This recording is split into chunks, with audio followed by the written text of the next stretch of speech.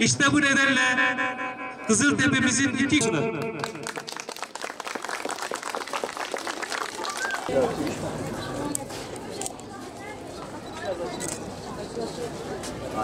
Hadi Özgür Filistin için hayırlı uğurlu olsun inşallah. Bismillah.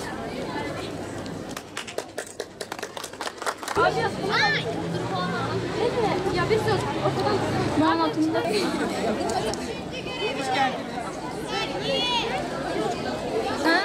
boya. Hayır, güzelce boya. Sadece burayı.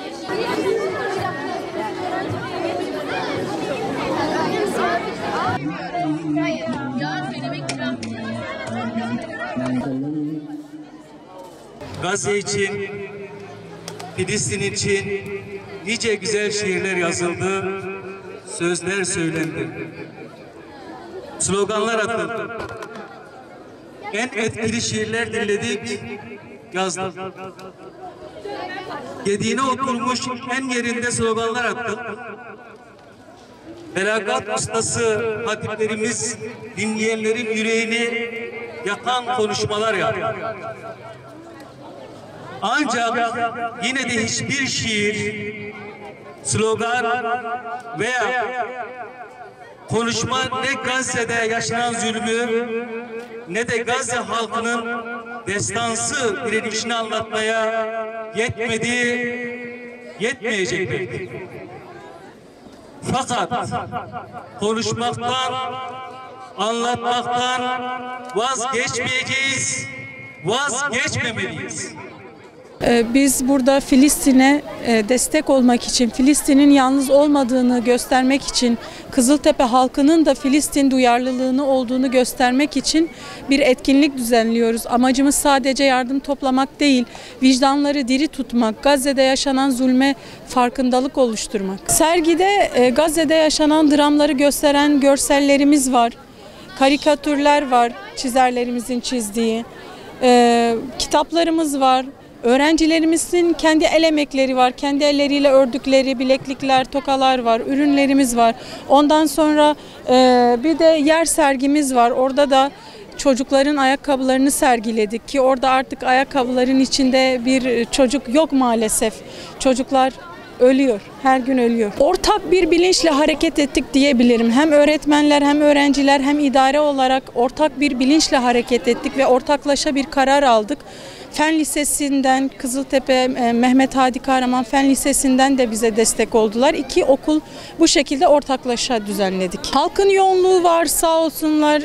Şimdiden daha biz hazırlık yapıyorken gelip toplandılar ve yardım etmek istediler. Bu şekilde bir iyi, olumlu bir izlenim olduğunu söyleyebilirim. Burada Filistin için yardımlaşmaya geldik ve mücadele edeceğiz her şekilde. Sergide insanların ve Filistin'de katledilen insanların zulmünden bazı kareler. Bu bazı kareler ne kadar küçük olsa da insanların yaşadığı acıları bilmeyen toplumlara anlatmaya çalıştık.